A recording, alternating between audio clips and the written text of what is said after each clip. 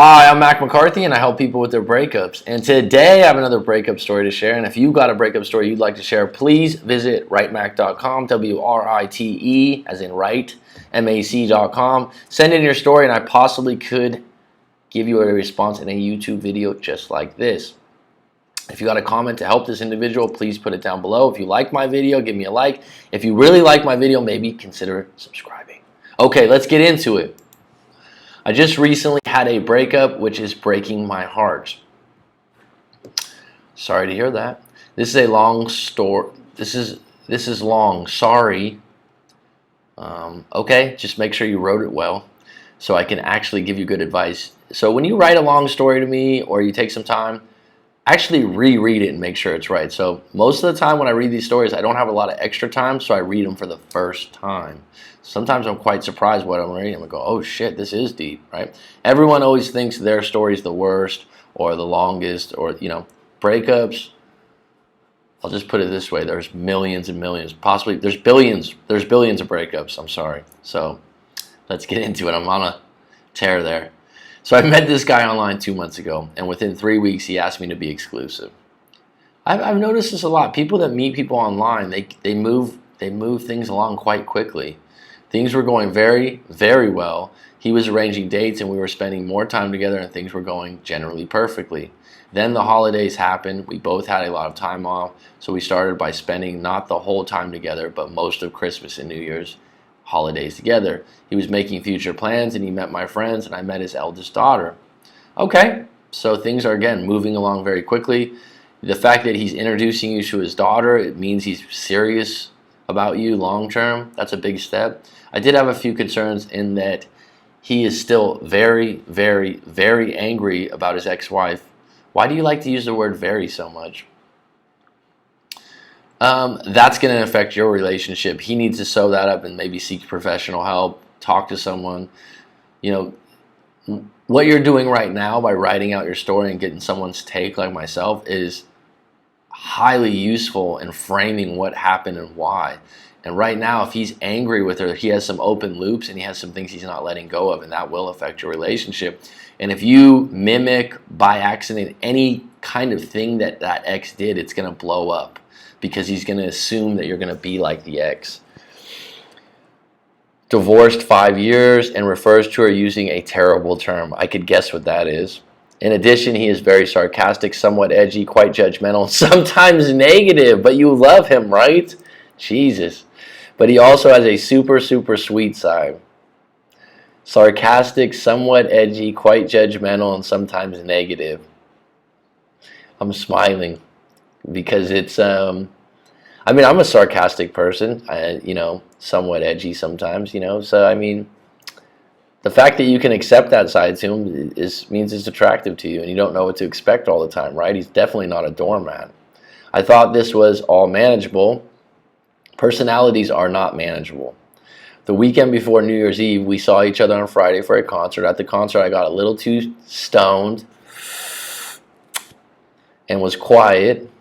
Yep. Some people when they blaze, I call it blazing, they're really outgoing, they're really active, and some people just shut down, So, and then we saw each other again on Sunday for a movie. Yeah, so if you are really quiet and shut down, you probably don't want to get stoned on your next date. Then we went back to his house to watch movies for the evening. Unfortunately, something happened. He goes to a lot of concerts. 75 last year. Wow, that's obsessive. Does that bother you? I mean, what's the purpose of going to that many concerts? And when you go to concerts too, are you looking to meet other people there? Full disclosure, I don't know the reason exactly, but I don't really like concerts. There's too many people. There's too much stuff going on. I feel uncomfortable. I've only been to a couple. And actually, a breakup I had with a past girlfriend, at the end of our relationship, she started going on loads of concerts and was like, did you want to go? No, I don't want to go. Just having friends, going out with other friends, getting drunk at concerts. It wasn't something I wanted to do on a date. And wants to write about it. Okay, well that's his job then, kind of like a blog or something. Okay, or something on Instagram, so it's kind of his passion, his deal. Okay. He has not done much, however. Okay, I will admit that I pushed and gave him advice that he was not asking for. Well, sometimes when you push and give advice, if you have good intentions and it's good advice, that person, when they don't receive it well or it's not receptive, you got to let it go. But you also have to realize maybe they're not the person for you because you're having to give them advice regularly that they don't believe in. That means that you guys are in two different directions. And I know men can feel disrespected if you do that. But so can women. I was giving him tons of ideas. Anytime someone's an adult and you tell them what to do, they usually kind of go, yeah, okay, even if it's great advice. I was giving him tons of ideas on what he could do. That said, we had been so solid that I did not think it was something to break up over. Well, if that's the case, he's insecure in some ways, and he's not wanting to get started on things, and he should have just told you, I know what I'm doing. But the fact that you're giving him ideas and stuff, and they're not gelling with him, just tells me you guys are different people. But also the fact that maybe he's not really serious about doing this. But when you choose to do something like I'm doing this right now, where someone sends me their breakups and I'm giving you my take, it takes a lot of time and effort, man. It's like some people just think, oh, I just sent my story and you just put, I gotta upload it, I gotta email people back and forth. I enjoy it. Someone's like, why would you enjoy helping? I don't know. I've been through breakups. I like to help people. I'm good at it. Okay. So he needs to find the reasons why he really wants to do it, not just to go to a concert and talk about it, but he needs to do the work. And the fact that you think you're giving him good ideas and he's not being receptive, well, maybe it's not, maybe you guys aren't, the relationship's not for you. During this conversation, he melted down and asked to stop talking about it. He said he was too old and that it was too late. Well, that's a state of mind that's always going to affect him, and that's highly unattractive to you as an individual probably, because that's just making an excuse for not doing things. He said it gets to him in his head. I stopped and I gave him a hug and I said I was really sorry. He brought it up again later and he said that he doesn't like to talk about this because it makes him feel unworthy. Well, that's not you that made that happen. There's something deep down inside him that you bubbled up, that he feels bad about himself. And that's probably back to when you described his character, that he's negative and judgmental. I knew that this feeling, I lost my place. I knew that this feeling in men was very, very, very bad. Again, you use very, very, very a lot. I mean, you're accentuating something. You can just say that this feeling in men is bad. You're making it more dramatic and bigger than it is by using the word very so many times. I apologized again, and I said that, of course, I thought he was worthy and that he should just go after what he wants. The next morning, he brought it up again and said he hates to talk about this because he ends up feeling like he gets into his head and is beating himself up about what he has not done. That's his battle. He needs to find a way. He needs to read some good books, get into self-improvement, possibly seek therapy. This idea that it's all to overcome that. I apologized again profusely. This is not your fault. You did things with good intentions. You apologized once. That's enough. And said I always wanted to support him in the way you are supporting him, that he wants to be supported. In general, it's been very supportive on a few other issues. We spent New Year's Day together. He's not supportive of himself, and you can't change that. And then he started to, in my mind, he should have said, you know what, I know you had good intentions yesterday, honey. Thank you for trying to help me out. I'm just really in a dark place sometimes when I don't get things done. I need to get my shit together. I need to fucking get a couple blogs up and get moving. And your ideas, I don't really agree with them. I'm not really into them, but I know your heart was in the right place. Thank you. That would have been fucking admirable and noble. He contacted me much less, and we saw each other on the weekend several days later. I gave him space and only contacted him once during that time. I was heartbroken when he saw him because I could tell he was not too excited to see me. I felt confused and disappointed. I know new relationships have hard conversations, but they don't usually end over it. They can. You'd rather know up front than spend 2 or 3 years pulling each other's hair out and not getting along. You'd rather know up front that you're not compatible. I asked him about the change, and he said he was no longer feeling it as strongly. Said what he had to say.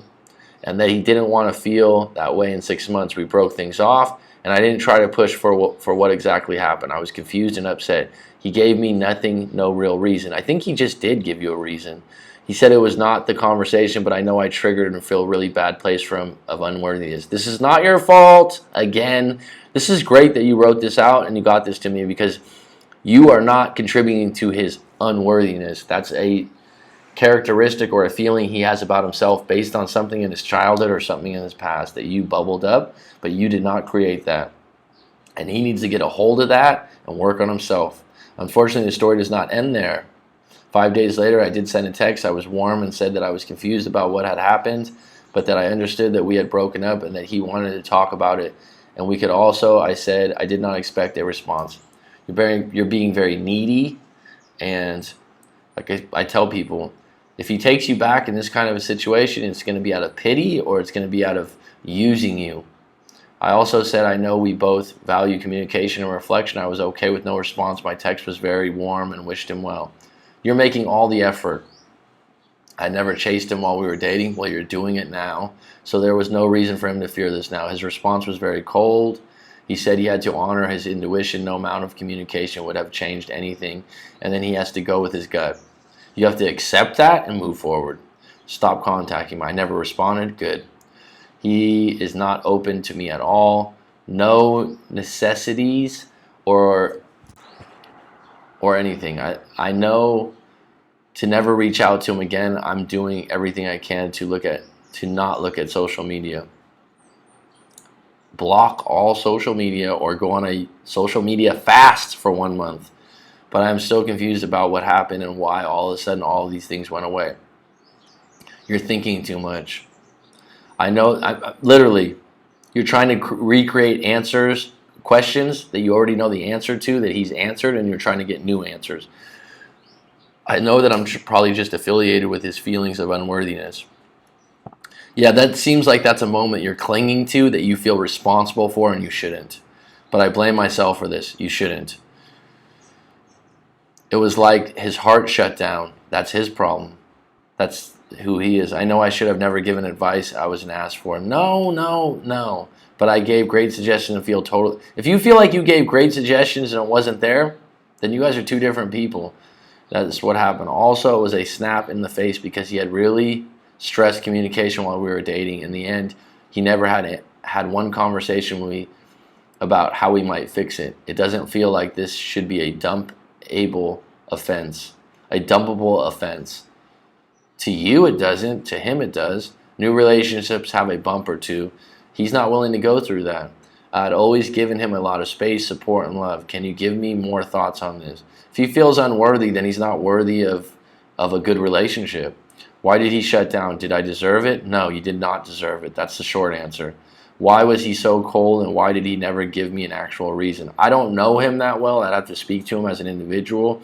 But he has some issues with himself, feeling too old, making excuses about not making a blog, not following through with plans, and being highly sensitive to suggestions that had good intentions from yourself, and now you're beating yourself up over it. I don't think you did anything wrong. I think you guys aren't compatible people, and you need to move forward, and you have the opportunity to meet someone else and quit saying sorry, because I don't think what you did was that wrong. You guys didn't connect in the way you thought you were connected. So I hope that helps you. Please visit writemac.com. And if you have a breakup story you'd like to share, send it in. Thank you for supporting the channel.